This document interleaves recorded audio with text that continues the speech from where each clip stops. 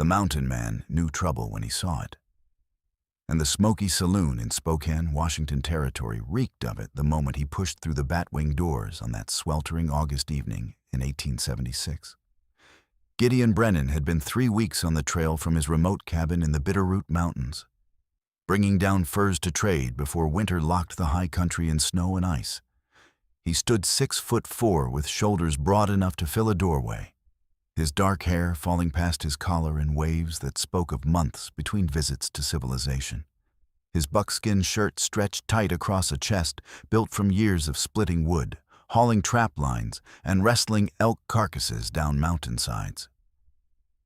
Most men stepped aside when they saw him coming, and those who did not quickly learned to regret their stubbornness. He had come to the Silver Dollar Saloon for one reason only: to collect payment from a merchant who owed him for last season's pelts. But the sight that greeted him stopped him cold just inside the doorway, his blue eyes narrowing as he took in the scene unfolding at the corner table. A woman sat rigid in a wooden chair, her hands clasped so tightly in her lap that her knuckles showed white even in the dim lamplight. She could not have been more than 22 or 23, with auburn hair pinned up in a style that had probably been neat that morning, but now showed signs of distress. Loose strands curling against her pale neck. She wore a simple blue calico dress, modest and respectable, completely out of place in this den of whiskey and wickedness. Her face held a desperate composure, jaw set and green eyes fixed straight ahead, as though she could will herself anywhere but here. Across from her sat a man Gideon recognized even from behind: Marcus Dalton, a gambler who had drifted through these territories for years, leaving debts and broken lives in his wake. He wore a burgundy vest over a white shirt with sleeve garters, his dark hair slicked back with pomade. Gold rings glinted on his fingers as he shuffled a deck of cards with practiced ease, and when he turned slightly to address someone at a neighboring table, Gideon caught sight of the thin mustache and the cold, calculating eyes of a predator. Standing behind the woman was an older man, perhaps 50, with gray threading through his thinning hair and the hunched shoulders of someone carrying the weight of terrible choices. His face was drawn with anguish, eyes red-rimmed, one hand resting on the back of the woman's chair in what might have been meant as comfort, but looked more like a claim of ownership. "Come now, Edmund," Dalton was saying, his voice smooth as creek water over stones. "We both know you do not have the deed to your farm. You lost that 2 hands ago. But I am a reasonable man, and I am willing to give you one more chance to win it all back." "Please," the older man said, and the single word cracked with desperation. "Please, I have nothing left." Not quite nothing. Dalton's smile did not reach his eyes as he glanced at the woman. "You have your daughter." The woman's composure fractured just for a moment. Her eyes closed, and Gideon saw her swallow hard. When she opened them again, they glistened with unshed tears, but her voice came steady. "Papa, no. You cannot do this." "Katherine, I am sorry," Edmund said, and the misery in his voice was a living thing. "I am so sorry, but it is the only way. If I can win back the farm, you will have a home. You will have something." "I would rather live in a tent than be wagered like a horse," she said, turning to look up at her father. "Please, we can go somewhere else. We can start over." "At my age?" Edmund shook his head. "No, child. This is our only chance." Dalton spread his hands, the gesture magnanimous, but his eyes hard as flint. "The terms are simple. 1 hand of 5 card draw. If Edmund wins, he gets back the deed to his farm, plus the $200 he lost tonight. If I win, I get Katherine here for 1 year of service." He paused, letting the implication hang heavy in the tobacco-thick air. "As my companion and hostess, of course. Nothing unseemly." The lie was so transparent that several men at nearby tables shifted uncomfortably. Everyone in the saloon knew exactly what Dalton meant, and hostess was not it. Katherine stood up so abruptly, her chair scraped against the wooden floor. I will not be part of this. I am not property to be won or lost. Sit down, girl, her father said, his voice hardening. You are my daughter, and you will do as I say. After all I've done for you, raising you alone after your mother passed, putting food on the table and a roof over your head, this is the least you can do. Gideon had seen enough. He moved through the crowd of onlookers, his size and presence parting them like Moses at the Red Sea, until he stood at the edge of the table. Up close, he could see the rapid rise and fall of Katherine's breathing. The way she held herself together, through sheer force of will, she smelled faintly of lavender soap, a clean scent at odds with the saloon's reek of sweat and spilled liquor. That is quite a wager, Gideon said, his voice a deep rumble that carried despite its softness. Dalton looked up, annoyance flickering across his face before he arranged it into a professional smile. This is a private game, friend. Move along. I am not your friend. Gideon pulled out the empty chair across from Dalton and sat, the wood creaking under his weight. And if you are playing for high stakes, seems only fair to let other players join in. The game is between Edmund and myself, Dalton said, his smile tightening. We have an arrangement. Then let me buy into that arrangement. Gideon reached into his coat and produced a leather pouch, which he set on the table with a heavy clink of coins. I have $800 in gold here. Seems to me that is worth more than a farm deed and a broken old man's desperation. Edmund made a wounded sound, but Gideon did not look at him. His eyes remained locked on Dalton, steady and unyielding. The gambler's fingers twitched toward the cards, then stilled. Gideon could see the calculation happening behind those cold eyes, weighing odds and angles. $800 was real money, more than Dalton would likely see in a month of games. But there was also the matter of pride, and the prize he had been so close to claiming. What exactly are you proposing? Dalton asked slowly. Simple. Three-handed game, one hand of 5 card draw like you said. Each of us antes up what we have at stake. Edmund puts up his daughter, since he seems determined to do so despite her objections. You put up the farm deed plus the 200 he lost. I put up my 800 in gold. And what do you get if you win? Dalton leaned back in his chair, studying Gideon with new interest. If I win, I take the farm deed and give it back to Edmund. And Katherine goes free, no obligations to anyone. For the first time since Gideon had entered the saloon, Katherine looked directly at him. Her green eyes were wide with surprise, and something that might have been hope. Searching his face as though trying to understand what manner of man would wade into a stranger's disaster. Gideon met her gaze for just a moment, and something passed between them, quick as lightning and just as powerful. She was beautiful, yes, but it was more than that. He saw intelligence in those eyes, and courage, and a spirit that refused to break even under circumstances that would have crushed a lesser person. Then he looked back at Dalton, waiting. The gambler drummed his fingers on the table, the rings clicking against the wood. You are either very brave or very stupid, mountain man. Do you even know how to play cards?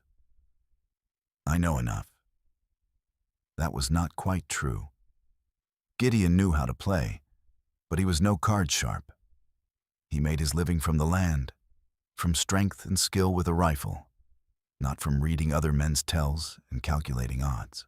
But he also knew that sometimes a man had to stand up, even when the odds were poor, because it was the right thing to do. Papa, no, Katherine said, turning back to Edmund. Do not let this continue. Please, just walk away. We will find another way. There is no other way, Edmund said, but some of the certainty had drained from his voice. Looking at Gideon's pile of gold, he licked his lips nervously. If this gentleman is willing to wager so much, perhaps it is fate offering us a chance. Fate is not offering anything, Katherine said, her voice rising. This is madness, all of it. She turned to Gideon. And you, sir, I do not even know you. Why would you risk your money on this? Gideon considered how to answer. The truth was complicated, layers upon layers that he had not fully examined himself. Part of it was simple justice. He hated seeing a woman treated like property, hated bullies like Dalton who preyed on the desperate. Part of it was darker. The memory of his own sister dead these 5 years, who had fallen into the clutches of a man not unlike this gambler, and had taken her own life rather than endure what followed. But there was also something in Katherine's eyes, in the set of her shoulders, that called to something deep inside him, something lonely and long dormant. Because it is wrong, he said simply, and because I can. Dalton laughed, a sound like breaking glass. How noble. Very well, mountain man. If you want to throw your money away, who am I to stop you? He glanced at Edmund. You agree to these terms? Edmund looked at his daughter, at Gideon, at the pouch of gold on the table. Gideon could see him doing the arithmetic, figuring his odds improved with 3 players instead of 2.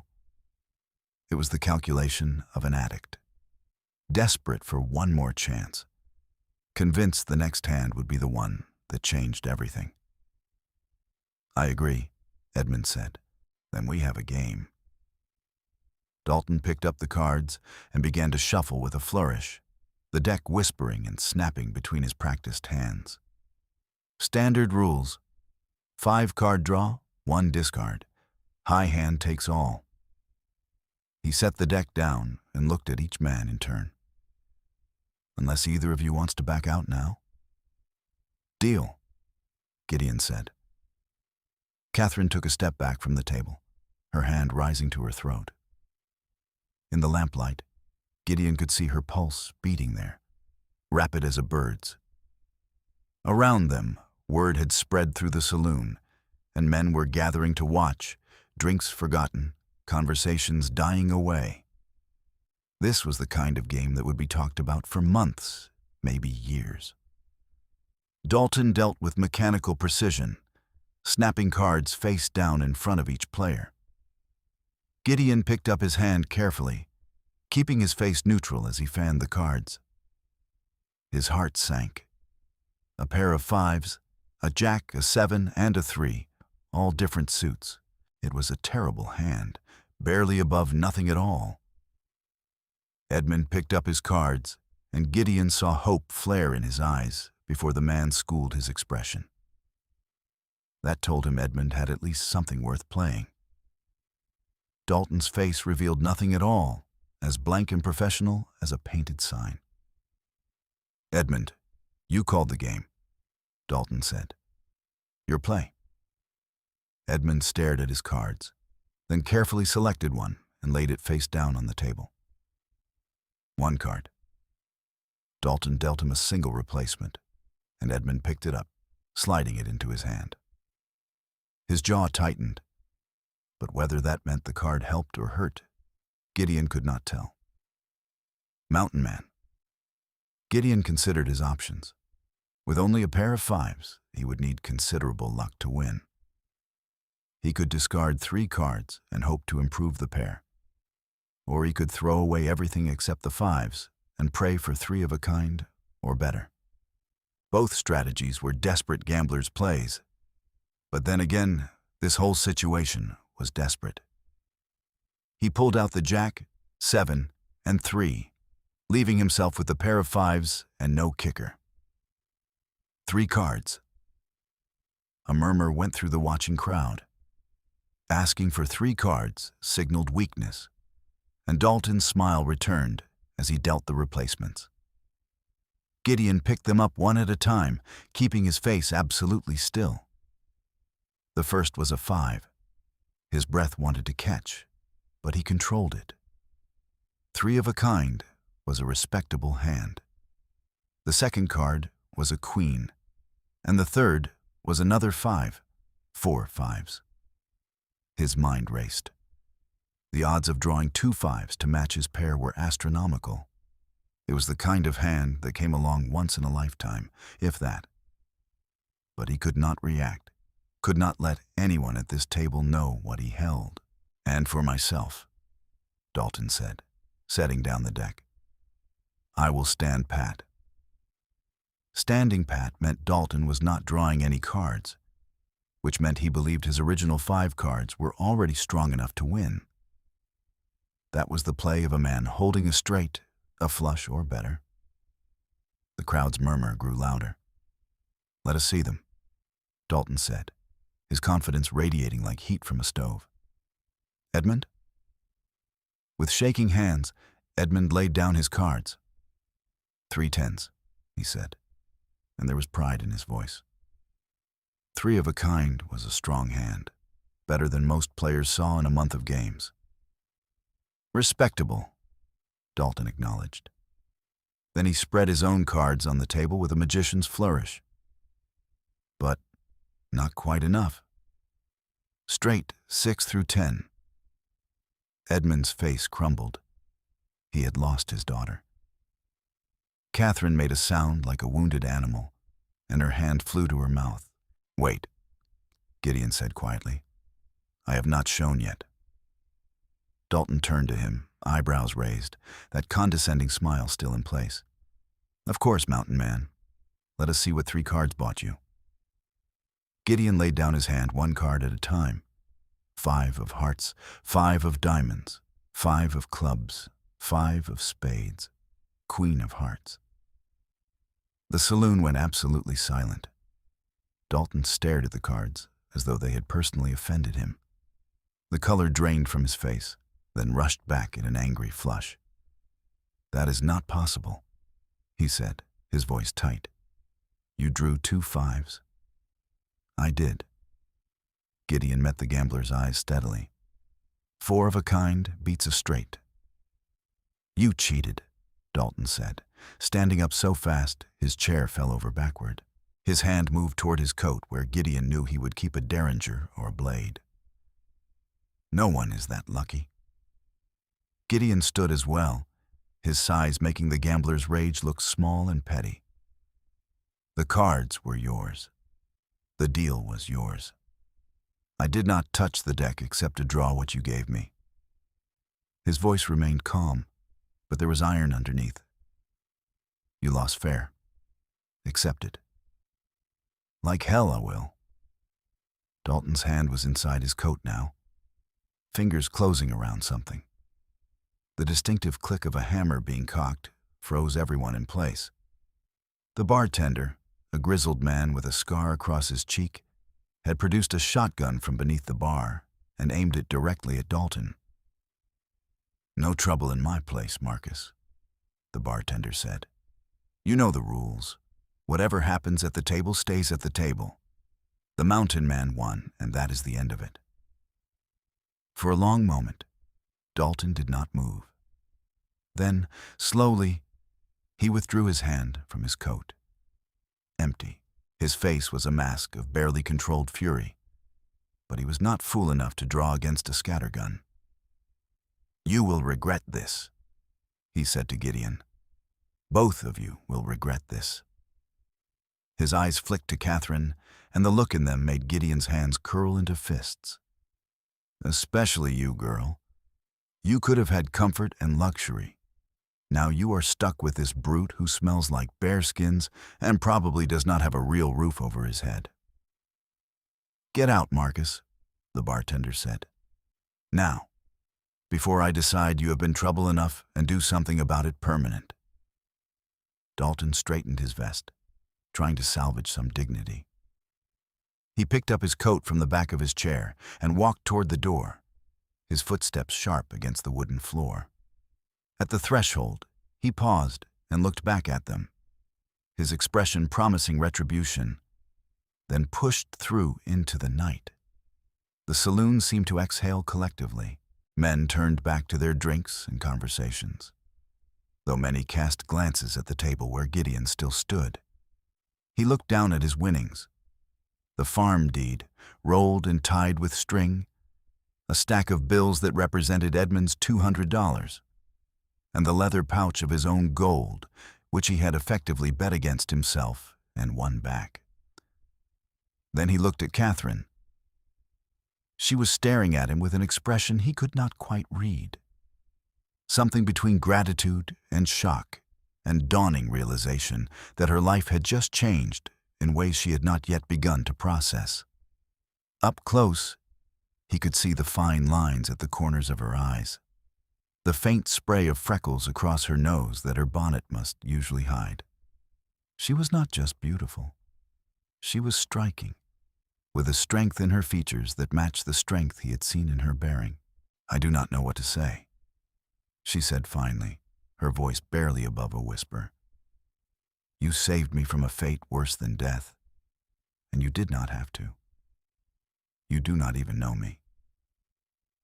"No," Gideon agreed. He picked up the farm deed and held it out to Edmund, who was still sitting in his chair looking stunned. "Here, your farm. Try not to wager it again." Edmund took the deed with trembling hands, but he did not look grateful. He looked angry. "You humiliated me," he said, his voice low and bitter. "In front of the whole town. Made me look like a fool." "You did that yourself," Gideon said, without sympathy, "when you decided your pride was worth more than your daughter's safety." "She is my daughter," Edmund said, standing now, clutching the deed to his chest. "Mine to do with as I see fit. You had no right to interfere." "Papa," Katherine said, and her voice was different now, harder. "He saved me. Can you not see that?" "Saved you?"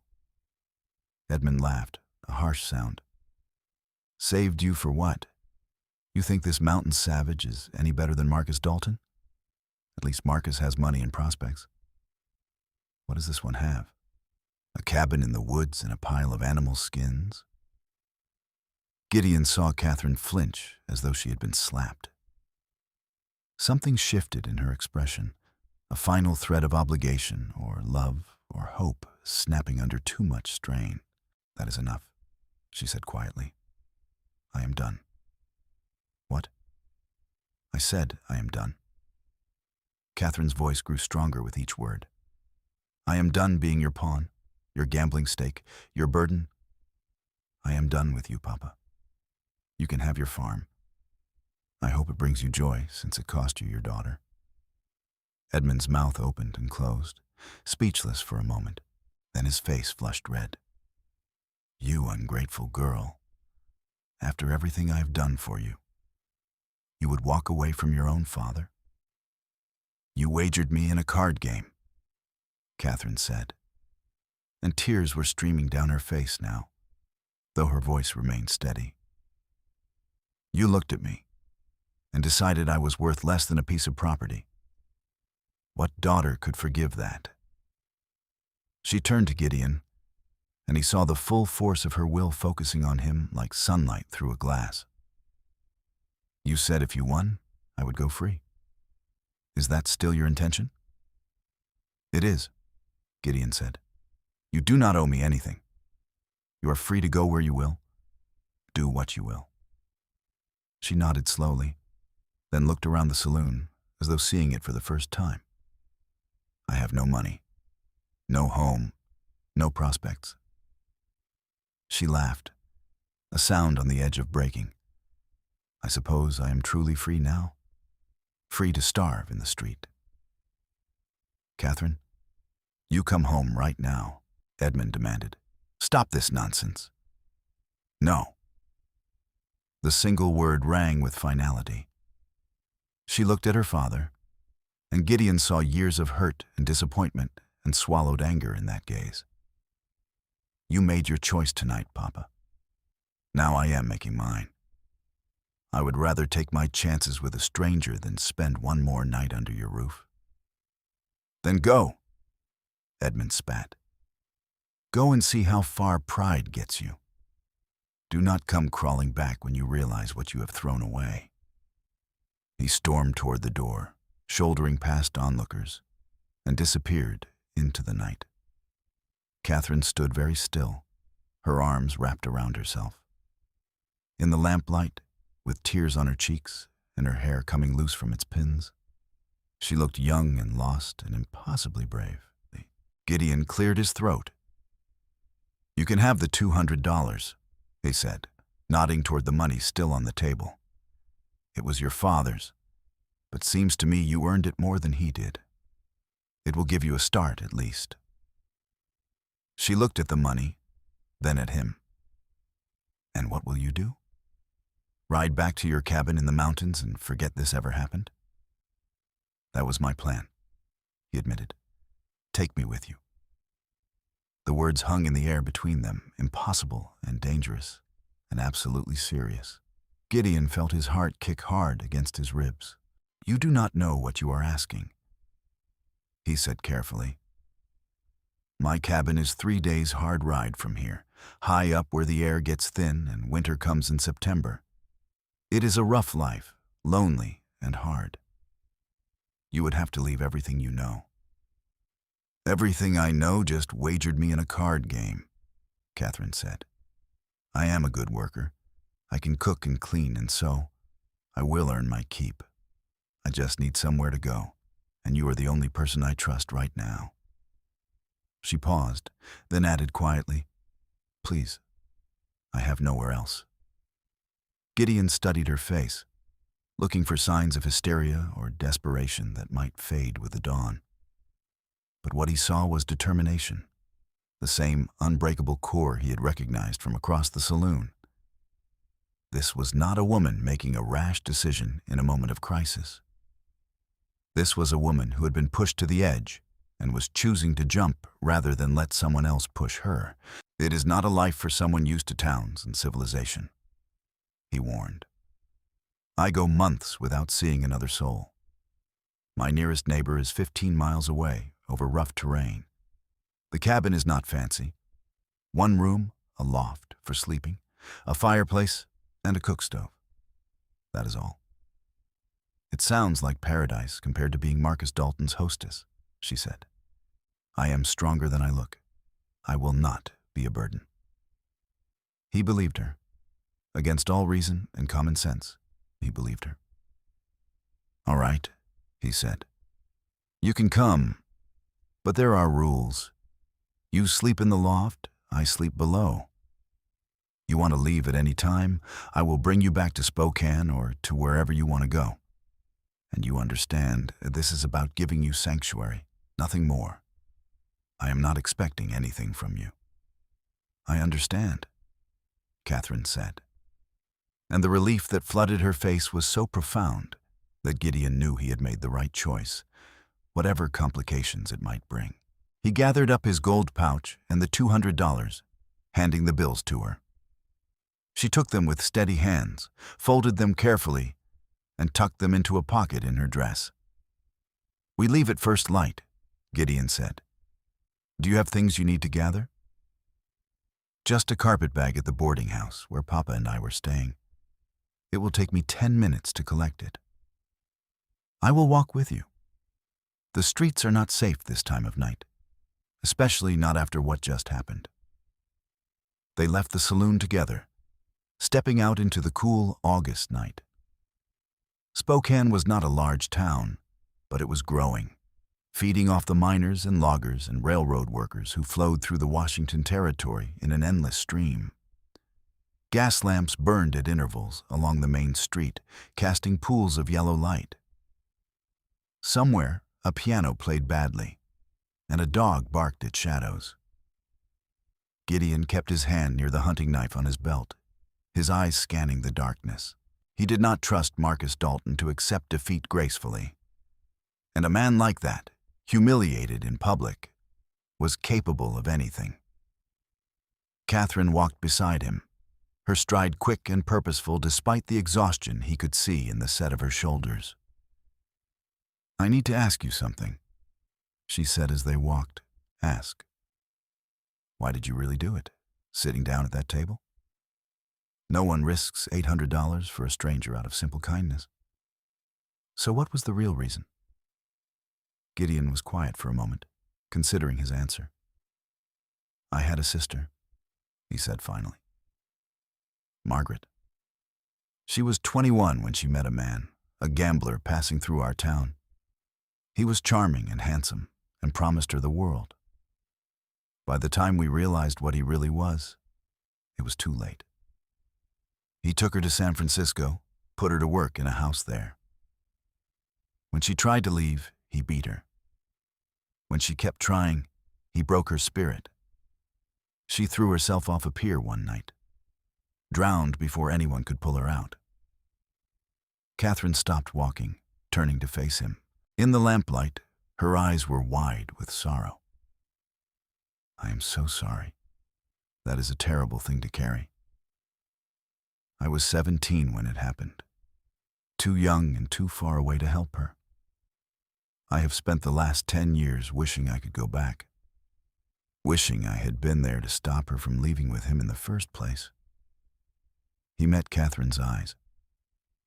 "When I saw you sitting at that table, saw the look on your face, it was like seeing Margaret again. I could not walk away. I would not walk away." She reached out and touched his arm, just briefly, but the warmth of her hand seemed to burn through his shirt sleeve. "Thank you," she said softly. "For her, and for me." They walked on in silence. Reaching the boarding house a few minutes later, it was a plain 2-story building with a faded sign that read, "Rooms by day or week." Katherine disappeared inside while Gideon waited on the porch, watching the street. The night had grown quieter. Businesses closing down, the decent people heading home while the indecent ones got down to their real business. She emerged with a worn carpet bag, everything she owned in the world reduced to whatever could fit inside that single piece of luggage. "I'm ready," she said. "There is an inn near the livery stable," Gideon said. "The owner is decent. I will get you a room there for tonight, and we will head out at dawn." "I can pay for my own room," Katherine said, touching the pocket where she had stowed the money. "Save your money. You will need it." He led her through the streets to a small inn with a sign depicting a horseshoe. The proprietor, a woman named Mrs. Chen with graying hair and kind eyes, took one look at Katherine's tear-streaked face and asked no questions, just handed over a key and promised hot water for washing. Gideon saw Katherine to her room, waited while she checked the lock and the window, then nodded to her. "I will be at the livery. If you need anything, if anyone bothers you, you scream loud and I will hear it." "I will be fine," Katherine said. She paused in the doorway, silhouetted against the lamplight from inside the room. "Gideon? That is your name, is it not? I heard someone at the saloon say it." "Gideon Brennan. Katherine Emerson." She smiled, and it transformed her face from merely pretty to genuinely beautiful. "I suppose we should know each other's names if we are going to be neighbors." "I suppose we should," he agreed. He left her there and made his way to the livery stable where his horse, a big bay gelding named Copper, waited in a stall. Gideon spread his bedroll in the hay loft, but sleep was a long time coming. His mind kept replaying the events of the evening, the way Katherine had looked at her father with such betrayal, the way she had looked at Gideon with desperate hope. He had lived alone for so long that the idea of having another person in his space felt foreign and dangerous. His cabin was his sanctuary, the place where he went to escape the cruelties and complications of the human world. Bringing Katherine there would change everything. would shatter the solitude he had built so carefully. But the alternative, leaving her alone in Spokane with Marcus Dalton still lurking somewhere in the darkness, was unthinkable. And beneath the practical concerns, beneath the logical arguments for and against, there was something else, something he had not expected. A flicker of anticipation, of curiosity about what it might be like to hear another voice in his cabin, to cook for someone besides himself, to have a reason to come down from the trap lines before full dark. It was dangerous, that flicker. Gideon had learned long ago that wanting things led to disappointment, that the best way to protect yourself was to need nothing and no one. But as he lay in the darkness, listening to the horses shift in their stalls below, he could not quite extinguish that small flame of something that felt uncomfortably like hope. Morning came cold and clear, the sky lightening from black to gray to pale gold. Gideon was up before the sun, saddling Copper and preparing his pack mule, a patient animal named Steady, who carried his furs and supplies. He worked quietly, efficiently, his movements practiced from years of routine. He was tightening the last strap on Steady's pack when Katherine appeared, her carpetbag in hand and her hair now neatly pinned up beneath a bonnet. She wore a practical brown dress and sturdy boots, and she had a shawl wrapped around her shoulders against the morning chill. "You look ready for travel," Gideon observed. "I have been thinking about what you said, about the rough life and the mountains. I want you to know I meant what I said last night. I am not afraid of hard work. We will see." He gestured to Steady. "You can ride the mule. She is gentle and sure-footed. I will walk alongside until we are clear of town. Then we will trade off, you and me riding Copper while the other walks. It will be slower that way, but easier on the animals." Katherine approached Steady and stroked the mule's nose. "Hello, girl. We are going to be friends, you and I." Gideon helped her mount, then took Copper's reins and led the way out of the livery yard. Spokane was just waking up, shopkeepers opening their doors, the smell of breakfast cooking drifting from restaurants and homes. A few people were already on the streets, and Gideon saw more than one curious glance directed at him and Katherine. They were nearly to the edge of town when a voice called out, "Leaving so soon, mountain man?" Gideon stopped, his free hand dropping to his knife. Marcus Dalton stood in the doorway of a saloon, different from the one last night, but just as disreputable. The gambler looked like he had not slept, his clothes rumpled, his eyes bloodshot. But there was a dangerous energy about him, the coiled tension of a man pushed past the point of reason. "We have no business with you, Dalton," Gideon said evenly. "Oh, but we do." Dalton stepped into the street, and Gideon saw he was not alone. Two men emerged from the saloon behind him, hard-looking characters with gun belts and the kind of faces that promised violence for hire. "You see, I have been thinking about last night, about that miraculous hand you drew. And I have concluded that the only explanation is that you cheated. I did not touch your deck. Maybe not, but maybe you had someone working with you. Maybe the bartender, maybe someone in the crowd who signaled you what cards to draw." Dalton's smile was a vicious thing. "Either way, you owe me what I lost. $800 ought to cover it." Gideon felt a cold clarity settle over him, the feeling he always got just before a fight. He was aware of Katherine on the mule behind him, of Copper's warm bulk beside him, of the weight of the knife at his belt and the rifle in the scabbard on his saddle. He was also aware that they were in the middle of the street with businesses opening around them, with witnesses and the potential for law to arrive if things got loud. "You are a sore loser, Dalton," Gideon said. "But calling me a cheat in public is a mistake. Now you can walk away or we can settle this here. Your choice." 3 against 1, Dalton said. You like those odds, mountain man? Katherine, right on ahead, Gideon said quietly. Follow this street east until you are out of town. Wait for me there. I will not leave you to fight alone, she said, her voice tight with fear. Do as I say. Now. She hesitated, then kicked steady into a walk, the mule plodding past Dalton and his hired men. Dalton watched her go with hungry eyes, but made no move to stop her, his attention fixed on Gideon. Smart, Dalton said. No point having her see you get beaten. Last chance, Gideon said. Walk away. Instead, Dalton nodded to his men. They spread out, flanking Gideon on either side. These were not gunfighters, Gideon judged. Just rough men used to brawling. That was good and bad. Good because they would not draw on an unarmed man in the street. Bad because they would have no compunction about beating him senseless.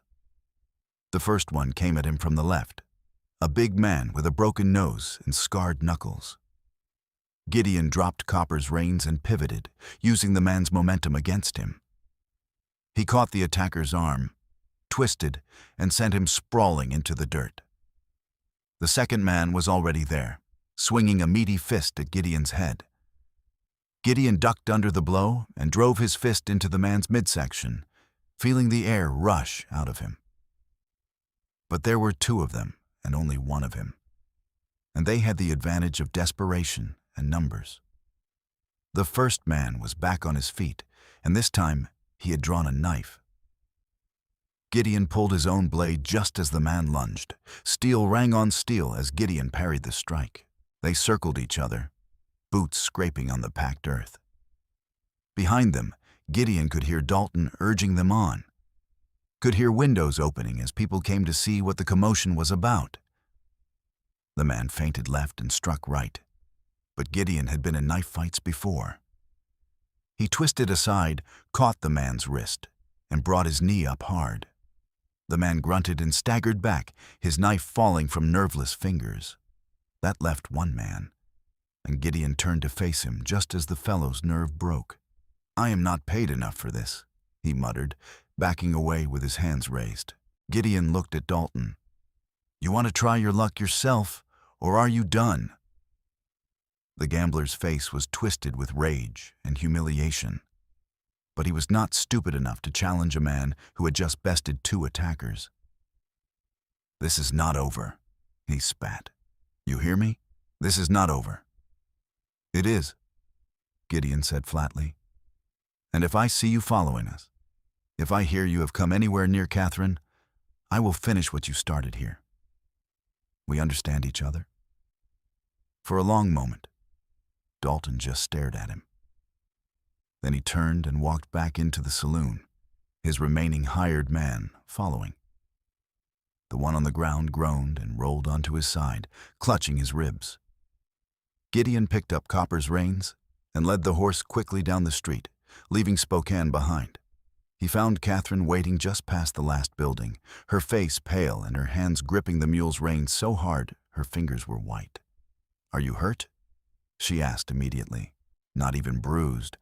Come on, we need to put distance between us and town. They moved quickly through the morning, following a trail that led northeast into the foothills. The terrain grew rougher with each mile, the open grassland giving way to pine forest and rocky slopes. Gideon set a hard pace, knowing that Dalton would not give up easily, and wanting to be far beyond the gambler's reach by nightfall. Katherine did not complain, though he could see the strain in her posture as the hours wore on. They stopped once around midday to water the animals at a creek, and Gideon pulled out some jerky and hardtack from his pack. Not fancy, but it will keep you going, he said, handing her a portion. She took it gratefully, chewing the tough dried meat without comment. They ate in silence, resting in the dappled shade of a pine. Around them, the forest was alive with sound. Birds calling, squirrels chattering, the whisper of wind through the branches. "How much farther?" Katherine asked. "Another day and a half at this pace. We will camp tonight in a place I know, a meadow with good water. Tomorrow we climb higher, into the real mountains. After that, it is a morning's ride to my cabin." "Tell me about it." "The cabin." Gideon leaned back against a tree trunk, considering. "Built it myself 6 years ago. Took me a full summer cutting and hauling logs, notching and stacking them. It is not big, maybe 20 feet on a side, with a sleeping loft above. There is a stone fireplace that draws well, a good cook stove I packed up from Missoula. Windows with real glass, which cost me a fortune in furs, but was worth it come winter. The roof is cedar shakes, tight enough to keep out the weather. Outside there is a lean-to for the animals, a smokehouse, a root cellar dug into the hillside." "It sounds wonderful," Katherine said softly. "Like a home." "It is that. The only real home I have ever had." He glanced at her. "You will have your own space in the loft. I will rig a curtain for privacy. And there is a bathing spot, a hot spring about a quarter-mile from the cabin. The water bubbles up warm even in winter. You can have mornings there to yourself."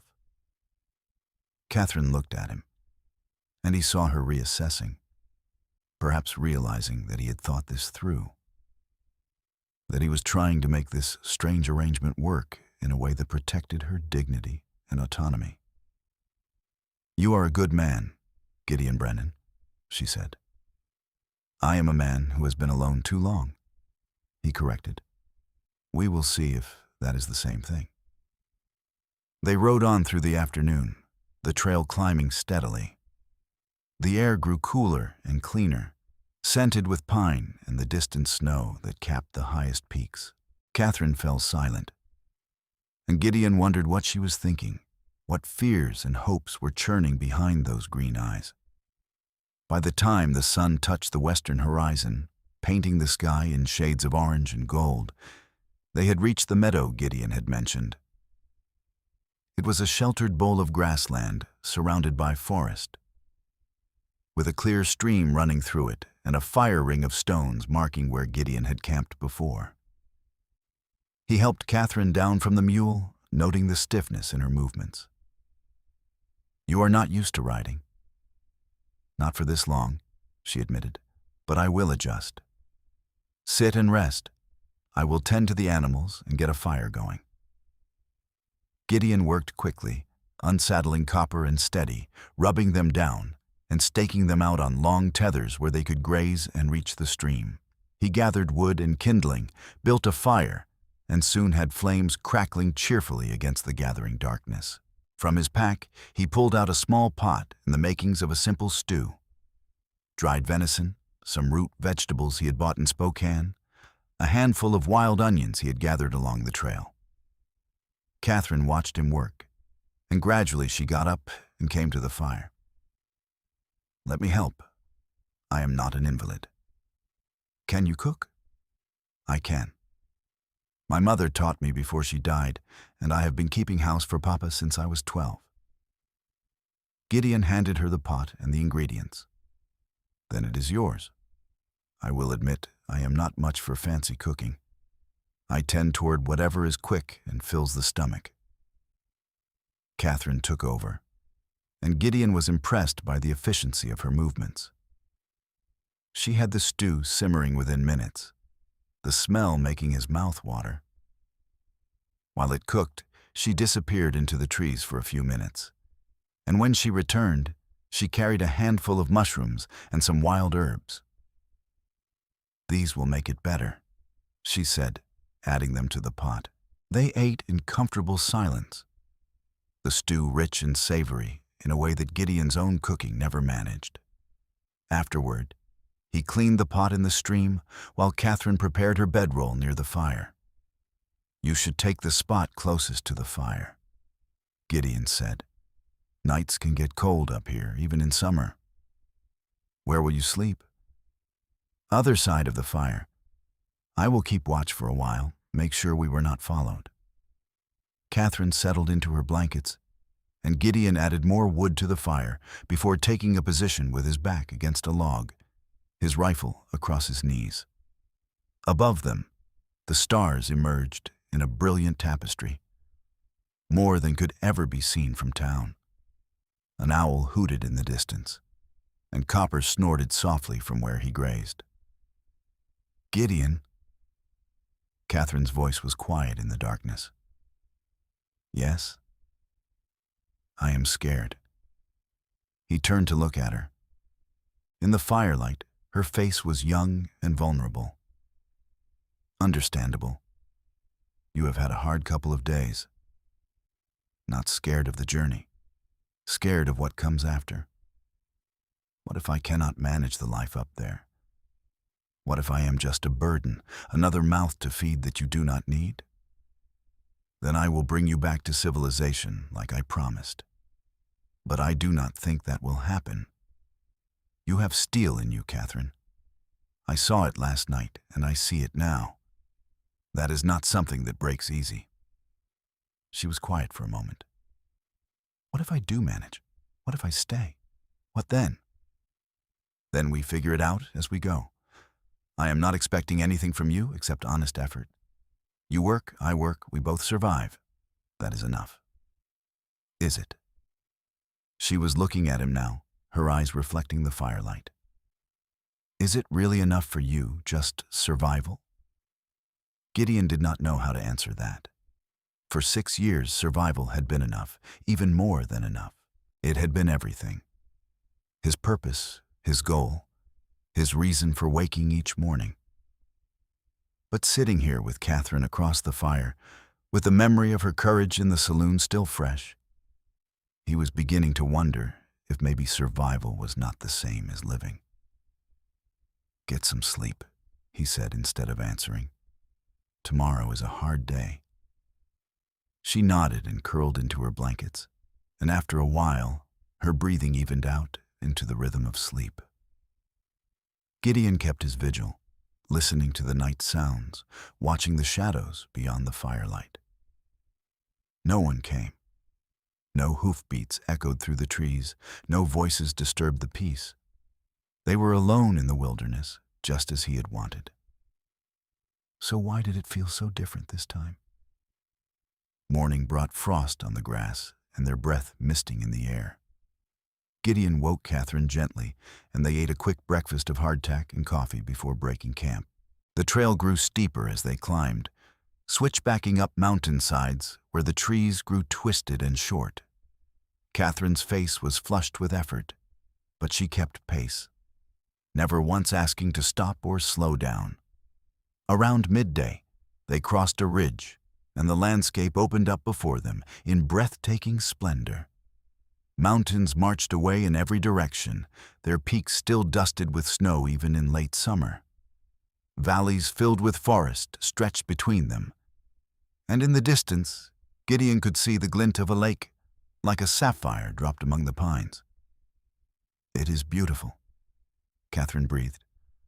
"I have never seen anything like it." "This is my country," Gideon said, and there was pride in his voice. "This is why I stay." They descended into a valley and followed a creek upstream, the water so clear that Gideon could see trout holding in the pools. The trail here was faint, more memory than actual path. But Copper knew the way, and Steady followed faithfully. As the afternoon wore on, Gideon began to point out landmarks. "See that peak with the split top? That is Widow's Crown. I use it to navigate when the clouds are low. And that tall pine standing alone on that ridge? Lightning struck it 3 years back, but it still stands. My cabin is just beyond it." Katherine straightened in her saddle, renewed energy in her posture. "We are almost there. Another hour, maybe less." They climbed one final slope, emerging into a clearing that held Gideon's cabin like a secret treasure. It sat nestled against the hillside, smoke rising from the chimney, because Gideon always banked his fire before leaving. the logs weathered to a silvery gray that blended with the surrounding trees. The door was solid wood with iron hinges, and the windows reflected the afternoon sun. "You left the fire going?" Katherine asked. "Banked it. Should still have some coals. Makes it easier to start up again." He dismounted and helped her down from steady. "Welcome to your new home, temporary or otherwise." Katherine walked slowly to the door, running her hand over the smooth wood. Gideon opened it and gestured for her to enter. She stepped inside, and he watched her face as she took in the space. The cabin was spare but well made. A large stone fireplace dominated one wall, with an iron cook stove beside it. A table and 2 chairs sat in the center of the room, hand-hewn from pine. Shelves held dishes, supplies, and a few books. Furs were stacked in one corner, ready for trade. A ladder led up to the loft, where Gideon's bedroll was visible. "It is clean," Katherine said, sounding surprised. "I am not an animal. I know how to keep house." She turned to look at him, and there was approval in her eyes. "I can work with this. Give me a few days, and I will make it even better." Gideon felt something loosen in his chest, a tension he had not realized he was carrying. "Then let us get settled. I will bring in your things and show you around. There is a lot to learn if you're going to make it through winter up here." He brought in her carpet bag, showed her where the pump for water stood just outside the door, where the privy was located a discreet distance from the cabin. He pointed out the smokehouse and the root cellar, explained how he kept meat through the winter, and where he stored potatoes and turnips dug into the cold earth. Katherine absorbed everything with intense focus, asking smart questions about food stores and firewood and what to do if a bear came around. Gideon found himself impressed again by her practicality, her lack of squeamishness about the realities of mountain life. As evening fell, he coaxed the fire back to life, and Katherine took over the cooking once more, this time making pan bread and frying some of the trout Gideon caught from the creek. They ate at the small table, and afterward, Gideon rigged a canvas curtain across the loft to give Katherine privacy. "It is not much, but it will keep you separate," he said. "And I am a sound sleeper. I will not disturb you." "Thank you." Katherine stood at the base of the ladder, looking up at her new sleeping space. "For all of this, I know I have said it before, but I do not think you understand how grateful I am. You changed my life, Gideon. You saved it." "You would have found a way," he said. "Women like you do not break easy." "Maybe." She smiled, tired but genuine. "But I am glad I did not have to find out." She climbed to the loft, and Gideon heard her moving around, settling in. He spread his own bedroll near the fire, as he always did, and lay down with his hands behind his head, staring at the ceiling. The cabin felt different already. The air was scented with lavender from Katherine's soap, and he could hear the soft sounds of another person breathing, shifting, existing in his space.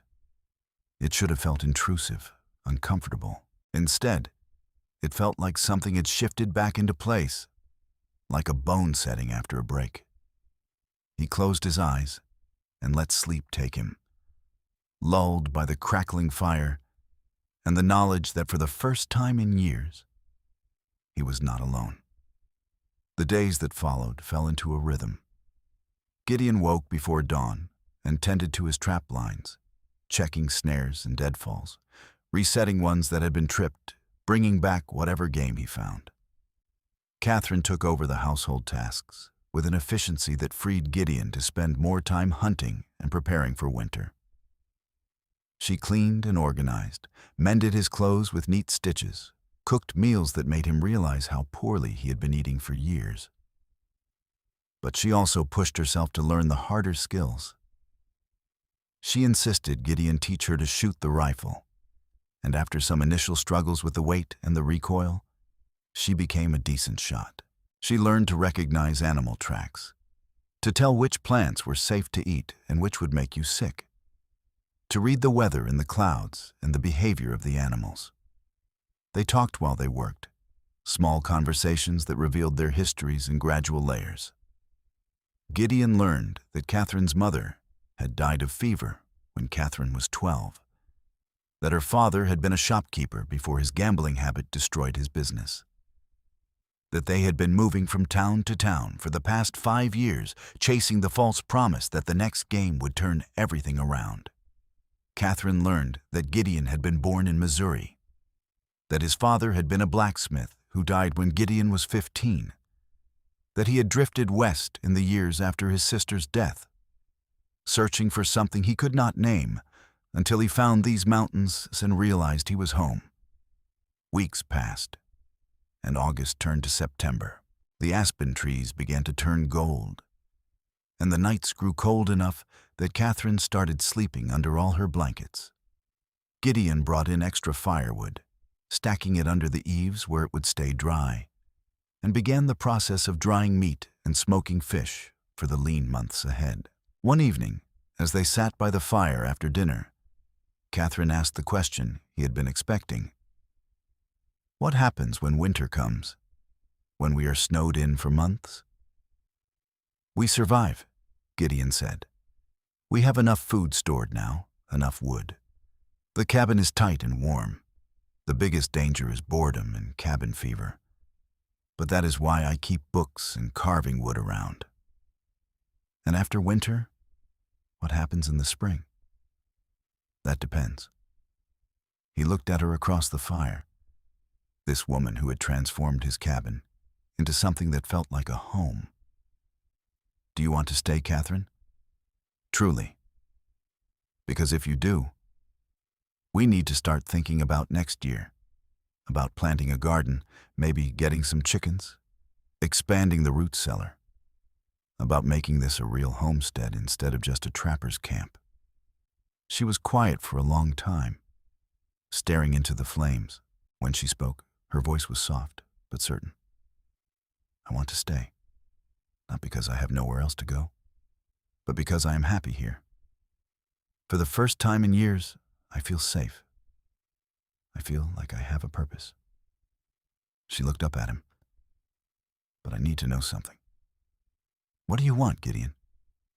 Do you want me here as a housekeeper, a cook, someone to do the work so you can focus on trapping?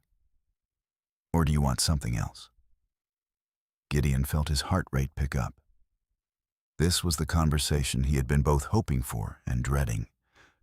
The moment when they stopped pretending this was just a practical arrangement and admitted what had been growing between them with every shared meal. Every quiet evening, every time their hands brushed reaching for the same tool or dish. I want you here, he said slowly. Not as a servant, not as someone who owes me anything, but as a partner, as someone I care about. He paused, then pushed through his fear and said what he'd been thinking for weeks. As someone I am falling in love with. Katherine's eyes widened. And for a moment, Gideon thought he had ruined everything, had pushed too hard too fast. Then she stood and crossed the small space between them, kneeling in front of him so they were eye to eye. I am falling in love with you too, she said. I did not expect it. I did not plan for it. But somewhere between Spokane and here, between learning to shoot and learning to read the weather, I started seeing you not just as my rescuer, but as a man I could spend my life with. She reached out and took his hand. A man I want to spend my life with. Gideon cupped her face with his free hand, feeling the smoothness of her skin, the warmth of her. You are sure? This life is not easy. You could go back to civilization, find someone with money and prospects. I do not want money and prospects. I want you. I want this. She leaned into his touch. I want to build something real here, with you. He kissed her then, gentle at first, then deeper as she responded, her arms coming up around his neck. It was a kiss that spoke of loneliness ended, of futures unfolding, of two people finding each other against all odds. When they finally pulled apart, both were breathing hard. Gideon rested his forehead against hers. "We should do this right. When spring comes, we can ride down to Spokane and find a preacher. Make it official." "Yes," Katherine agreed.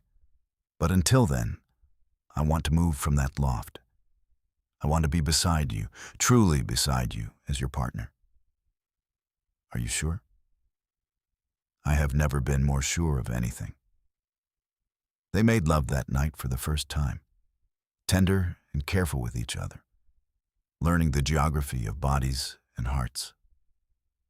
Afterward, they lay tangled together in front of the fire, and Katherine traced the scars on Gideon's chest, markers of a hard life lived alone.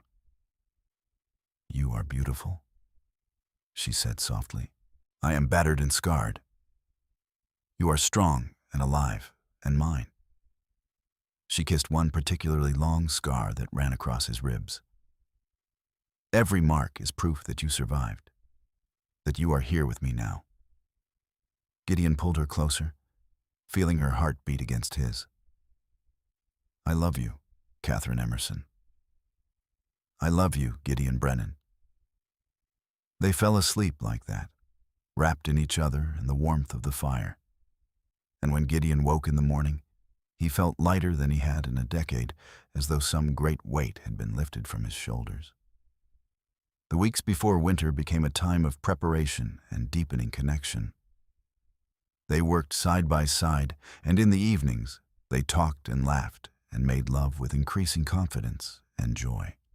Gideon taught Katherine to hunt, and she brought down her first deer with a clean shot that made him so proud he could hardly speak. Katherine taught Gideon to cook properly, and his repertoire expanded beyond meat and potatoes into actual flavored dishes. They were sitting outside one evening in late October, wrapped in blankets and watching the stars, when Katherine said, "I want to tell you about my mother." Gideon waited, giving her space to gather her thoughts. "She was the strongest person I ever knew," Katherine continued. "When my father started gambling, when the money ran out and we lost our house, she never complained. She took in sewing and washing, worked herself to the bone to keep us fed. And she never stopped loving him, even when he did not deserve it." Katherine's voice caught. "When she got sick, she made me promise to take care of him. I think she knew he could not take care of himself. So I have spent the last 10 years keeping that promise, watching him gamble away everything we had, moving from place to place, always hoping the next town would be different." "You kept your promise," Gideon said. "More than kept it. But that night in the saloon, he broke whatever obligation you had to him."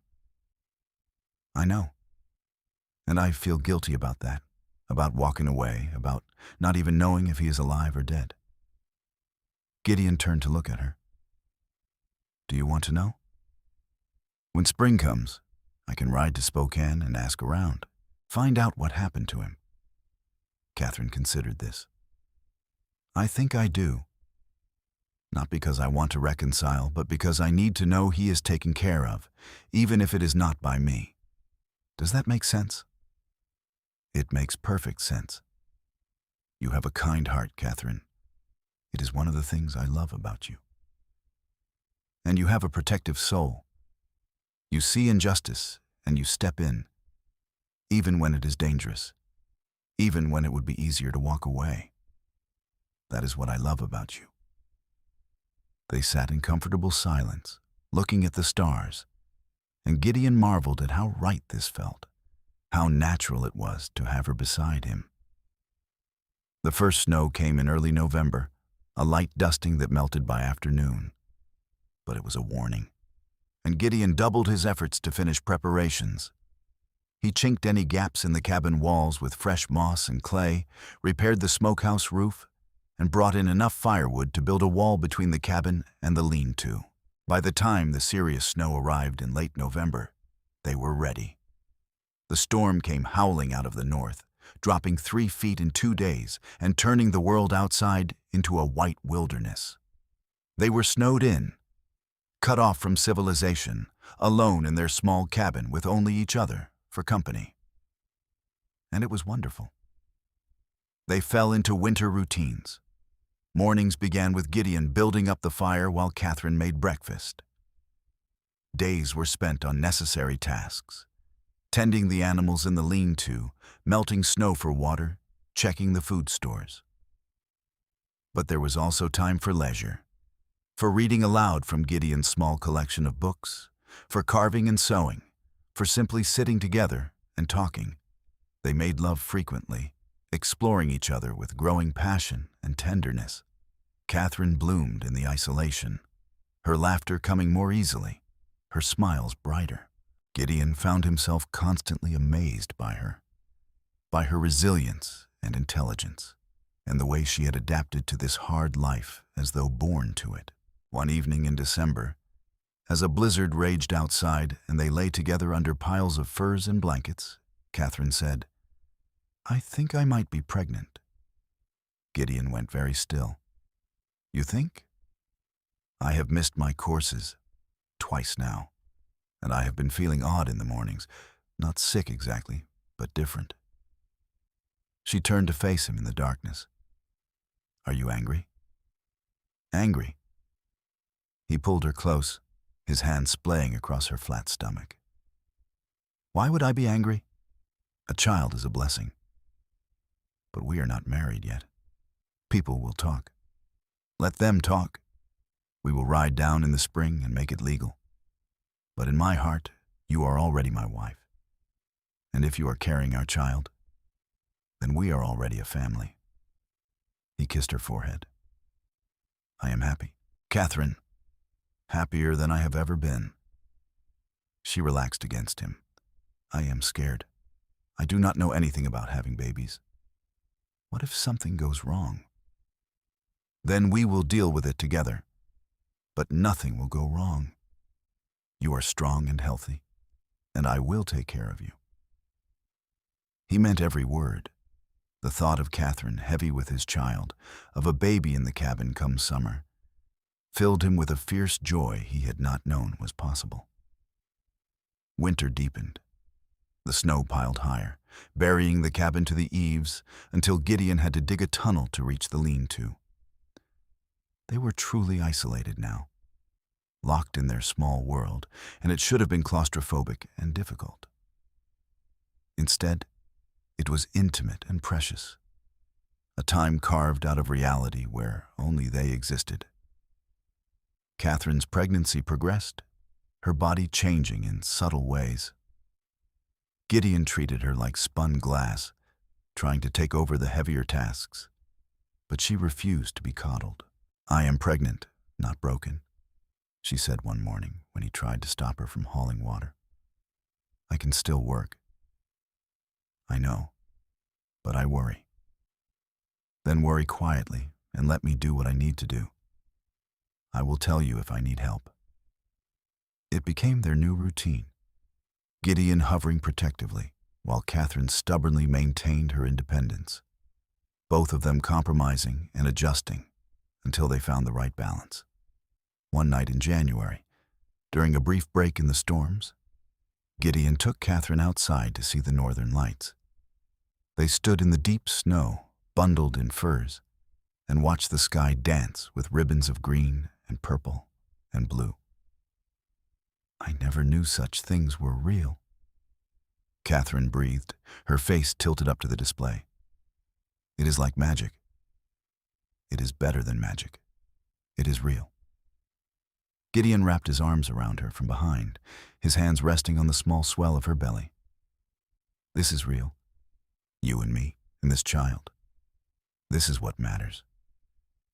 "Say it again," she said softly. "What?" "That you love me. I never get tired of hearing it. I love you, Katherine. I will love you until the mountains crumble and the rivers run dry. I will love you through every season and every storm. You are my heart, my home, my everything." She turned in his arms and kissed him, and the northern lights painted them in colors that should not have existed. Two people alone in the wilderness, finding everything they had ever needed in each other. Winter finally broke in late March. The snow began to melt, revealing bare ground and the first brave shoots of spring flowers. Gideon began to prepare for the journey to Spokane, knowing they needed to marry before Katherine's pregnancy became too obvious, before travel became too difficult for her. They set out on a warm day in early April, riding slowly to accommodate Katherine's condition. The journey took twice as long as before, but neither minded.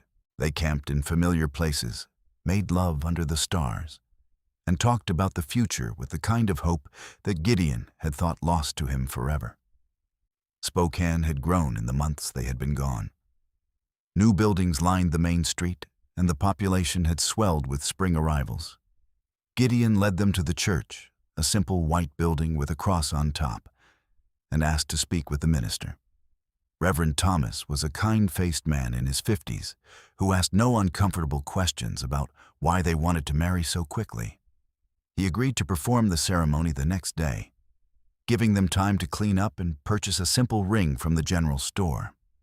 That evening, as they sat in the boarding house room Gideon had rented, Katherine said, "I want to find out about my father. Will you come with me?" "Of course." They asked around carefully, and finally learned that Edmund Emerson had sold his farm shortly after their confrontation and left Spokane heading south. No one knew where he had gone, but the general consensus was that he was chasing rumors of a big game in Portland. "He is alive, at least," Katherine said as they walked back to the boarding house. "That is something. Do you want to try to find him? Send a letter?"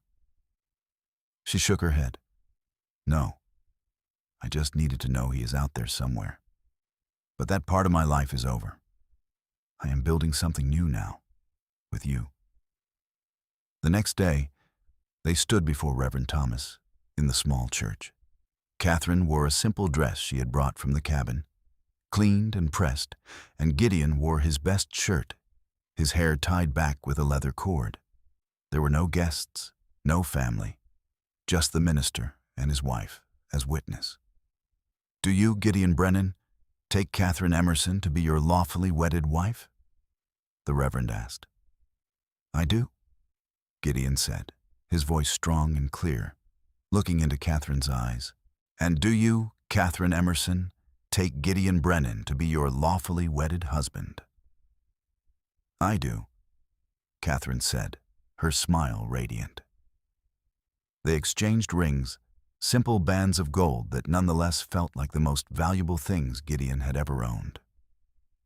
When the Reverend pronounced them man and wife and told Gideon he could kiss his bride, Gideon did so with a gentleness that belied the strength of his feelings. They emerged from the church into bright April sunshine, legally married, and Gideon felt as though his heart might burst from his chest with joy. Katherine laughed and hugged him, and they walked through Spokane as husband and wife, facing the future together. They stayed in town only long enough to purchase supplies and for Gideon to sell his winter's worth of furs. With the money, he bought fabric for baby clothes, a cradle that he could disassemble and pack on steady, and seeds for the garden Katherine wanted to plant. On their last evening in Spokane, as they prepared to leave at dawn, there was a knock on their boarding house door. Gideon opened it to find Marcus Dalton standing in the hallway. The gambler looked different, older somehow and diminished. The cocky confidence was gone, replaced by something that might have been regret. "I heard you were in town," Dalton said. "I wanted to talk to you, to both of you." Gideon blocked the doorway with his body, keeping himself between Dalton and Katherine. "You have nothing to say that we want to hear. Please, just 5 minutes. Katherine appeared at Gideon's shoulder. "Let him speak. I want to hear what he has to say." Reluctantly, Gideon stepped aside. Dalton entered but stayed near the door, keeping his distance, his hands visible and empty. "I came to apologize," Dalton said. "For that night, for what I tried to do, for how I acted afterward." He looked at Katherine. "You were right to refuse. I was going to hurt you, use you up and throw you away. That is what I do. That is what I have always done." "Why are you telling us this?" Katherine asked. "Because I am leaving. Going east, back to St. Louis where I grew up. I am tired of this life. Tired of who I have become. And I wanted to make what amends I could before I go." He pulled an envelope from his coat and held it out. "This is the deed to the farm your father wagered that night. I never sold it. I do not know why. Maybe some part of me knew I was wrong. Anyway, it is yours now. You can sell it, give it back to your father, do whatever you want with it." Katherine took the envelope, staring at it. "Why?" "Because you deserve something good after what I put you through. And because that mountain man of yours gave me a thrashing I will not soon forget. And I figure this is the price of walking away with my life." Dalton attempted a smile, but it did not reach his eyes. "Be happy, Katherine. You got out, got away from all this darkness. Not many do." He left before either of them could respond, disappearing into the hallway and the night beyond. Katherine opened the envelope and pulled out the deed, the paper heavy and official. "What should we do with it?" "That is up to you. It was your father's." She was quiet for a moment, then folded the deed and tucked it into her bag. "I will hold on to it. Maybe someday I will give it to our child, tell them about where I came from and how their father saved me. A reminder that good things can come from bad situations." "That is a fine idea," Gideon agreed, pulling her into his arms. "You are a fine woman, Katherine Brennan. And you are a fine man, Gideon Brennan. Now let us go home." They left Spokane the next morning and rode back into the mountains, back to their cabin and the life they were building. Spring exploded around them, the world turning green and vibrant, alive with possibility. Katherine's pregnancy progressed through the summer. Her belly grew round and full, and Gideon found himself constantly marveling at the life they had created. He was attentive and careful, building the garden she wanted, enlarging the cabin with a small addition that would serve as a nursery, preparing everything for the arrival of their child. The baby came on a warm August night, almost exactly a year after Gideon had first walked into the Silver Dollar Saloon. Katherine's labor was long and hard, and Gideon felt helpless, able only to hold her hand and wipe her brow and pray to any god who might be listening to bring them both through safely. Finally, as the sun rose over the mountains, their son entered the world with a strong cry. Gideon cut the cord with shaking hands and wrapped the baby in soft cloth, while Katherine wept with relief and joy. "He is beautiful," she said, holding their son to her chest. "He is perfect." "He is," Gideon agreed, looking down at the tiny face, the small hands that gripped his finger with surprising strength. "What should we name him?" "I want to name him after you. Gideon Brennan, Jr." "No," Gideon said gently. "He should have his own name, his own identity. What about Daniel? It means God is my judge." "Daniel Brennan." Katherine smiled. "I like it. Daniel it is." They fell into the exhausting but wonderful routine of new parents. Daniel was a hungry baby, demanding frequent feedings, but he was also good-natured, rarely crying without reason. Gideon built a cradle that hung from the rafters, rocking gently with the slightest touch. And he spent hours watching his son sleep, marveling at the miracle of this new life. Katherine recovered quickly from the birth, and by September, she was back to her normal activities, carrying Daniel in a sling against her chest while she worked.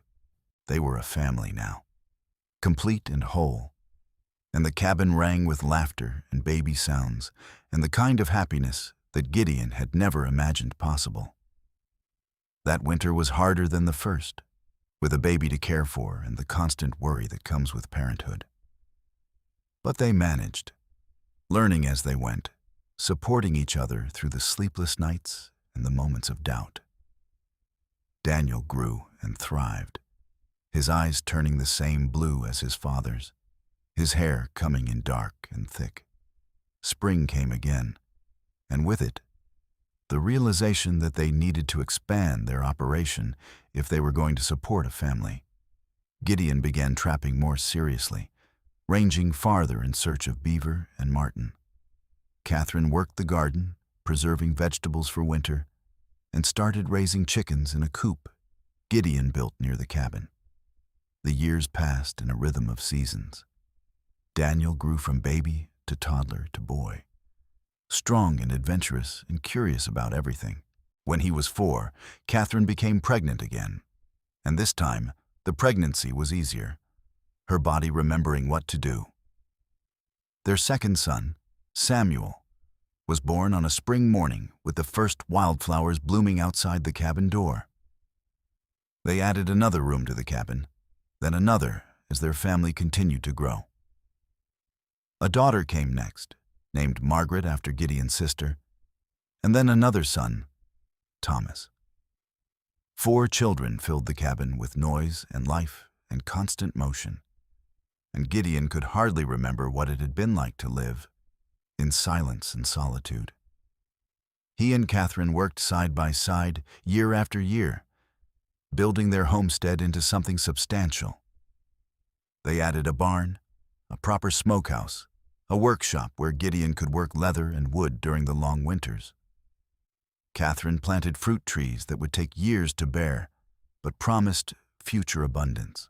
They acquired a milk cow, more chickens, and eventually a small herd of goats that the children delighted in tending.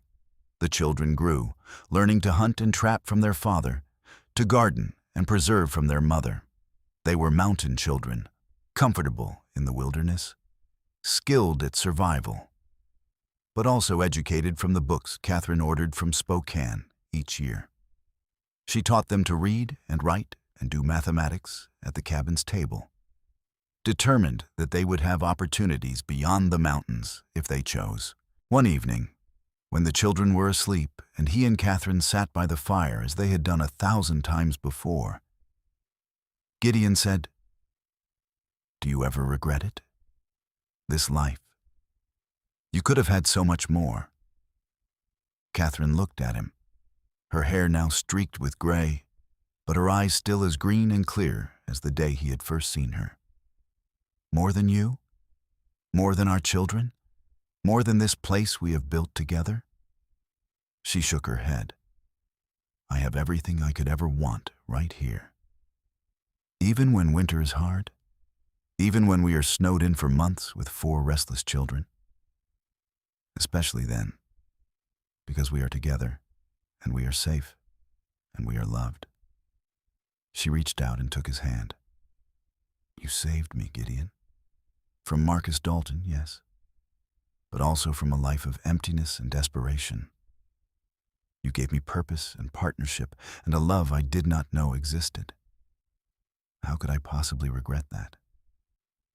"I feel the same," he admitted. "You saved me too, you know. I was so alone before you came. I did not even realize how alone I was until I had you to compare it to. You made me whole." They sat in comfortable silence, hands linked, watching the fire burn down to embers. Outside, the mountain night was alive with sounds. An owl calling, the distant howl of a wolf, the whisper of wind through the pines.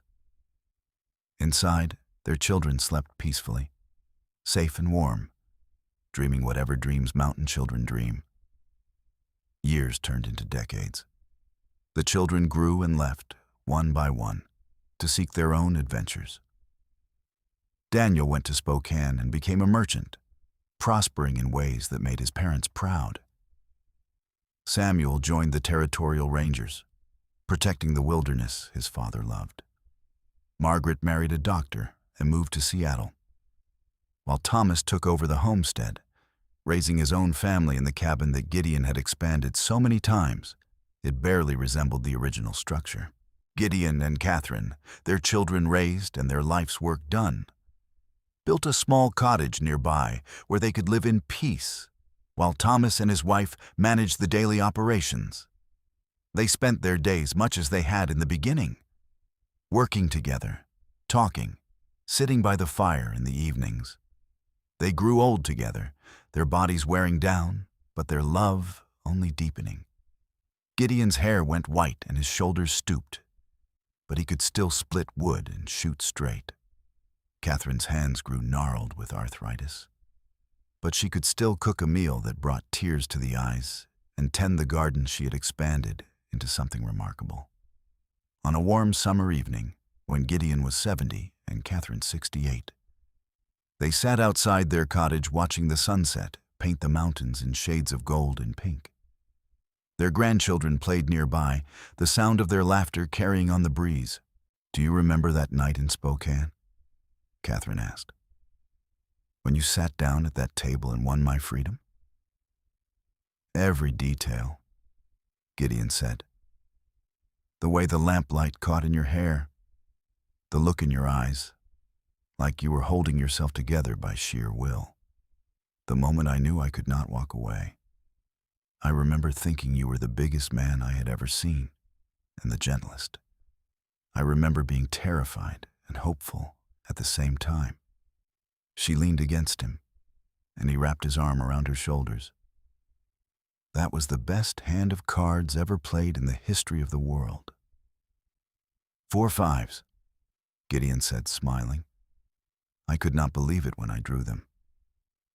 "Fate," Katherine said firmly. "It had to be fate. The universe bringing us together because we were meant to be." "Maybe," Gideon agreed.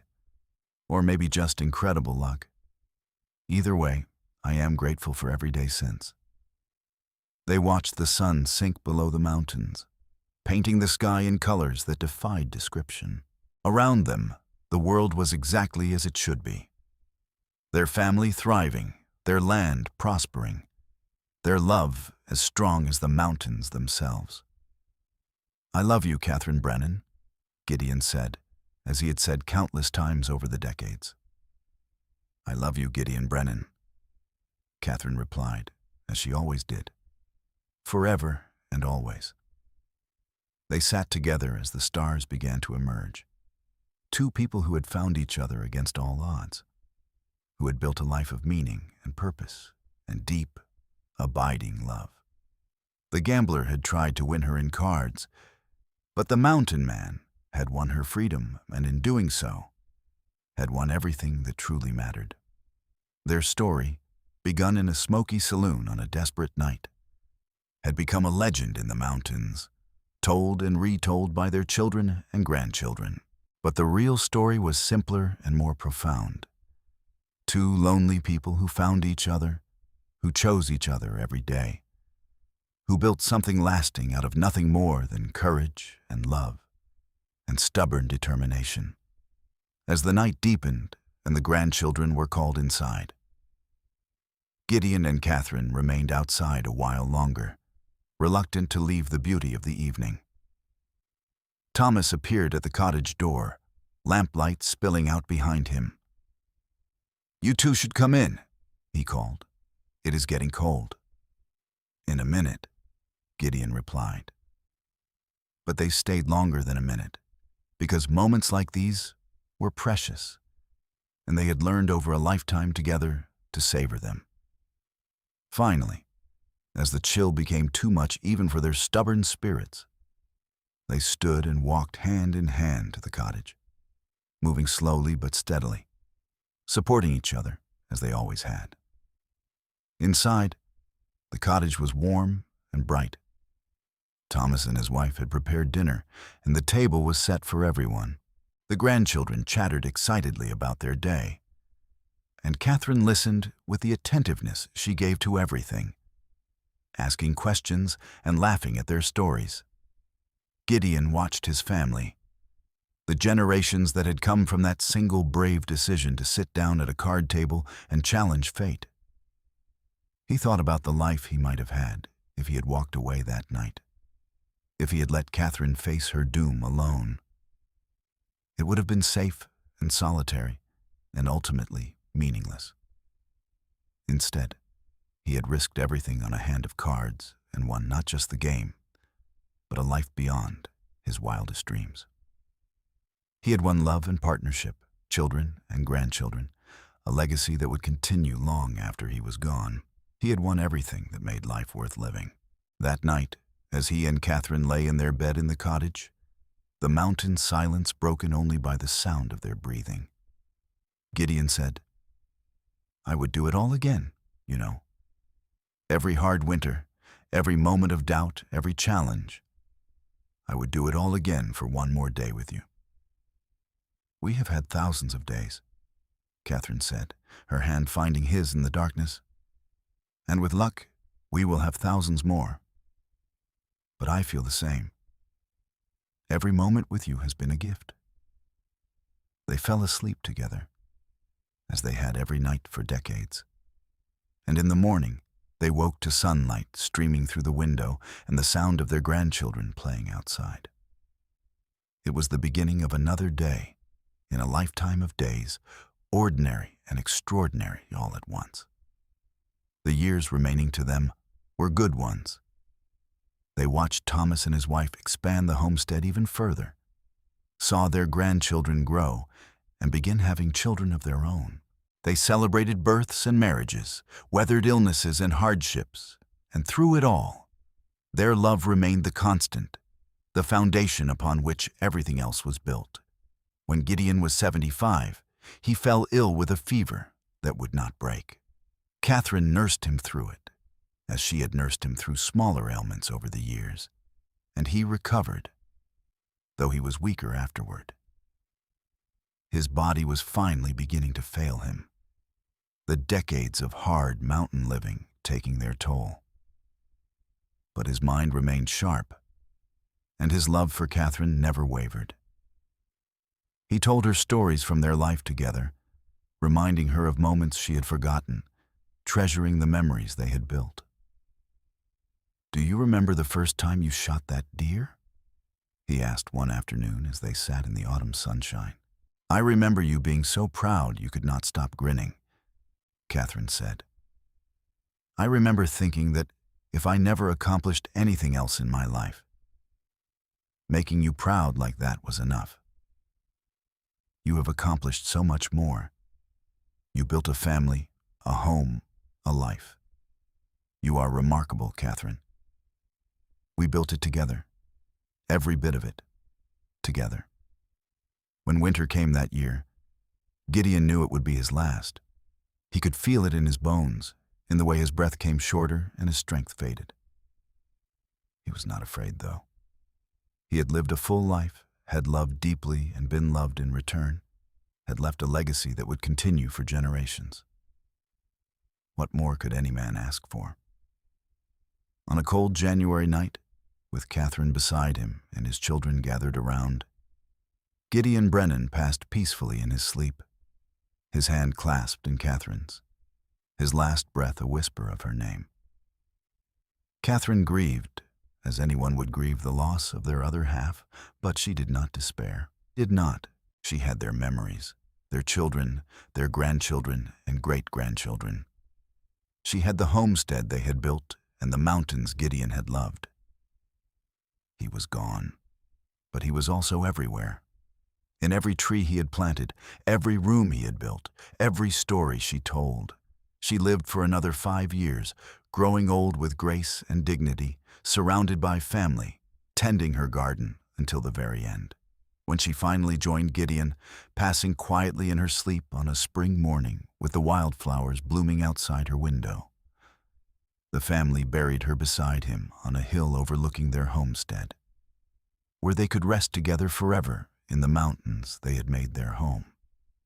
The homestead continued, passed down through the generations, but the original cottage and the hill where Gideon and Katherine were buried became a sacred place for the family, a reminder of where it all began.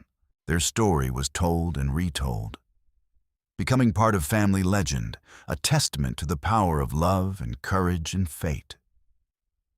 And sometimes, on quiet summer evenings, when the sunset painted the mountains gold and the wind whispered through the pines, people said you could see two figures sitting together on that hill, hand in hand, watching over the land and the family they had created, their love transcending even death, lasting as long as the mountains themselves. The gambler had tried to win her in cards, but the mountain man had won her freedom and her heart. And together they had won something far more valuable, a lifetime of love, a family that would endure for generations, and a story that would never be forgotten. It was, in the end, the best hand ever played, the greatest victory ever achieved, and the most perfect love ever known in the wild mountains of Washington Territory. Their legacy lived on in every Brennan who worked the land, in every child who learned to read the weather and respect the wilderness, in every couple who built their life together on the foundation of mutual respect and abiding love. Gideon and Katherine's story became more than just family history. It became a reminder that sometimes the bravest thing you can do is take a chance on love, even when the odds seem impossible, even when you have everything to lose. Because in the end, love is always worth the risk. And sometimes, if you are very lucky and very brave, you draw the perfect hand and you win everything that truly matters. That was the lesson of Gideon and Katherine Brennan, the mountain man and the woman he saved, who built a life together that was worth more than all the gold in the territories, worth more than any fortune, worth everything because they had each other.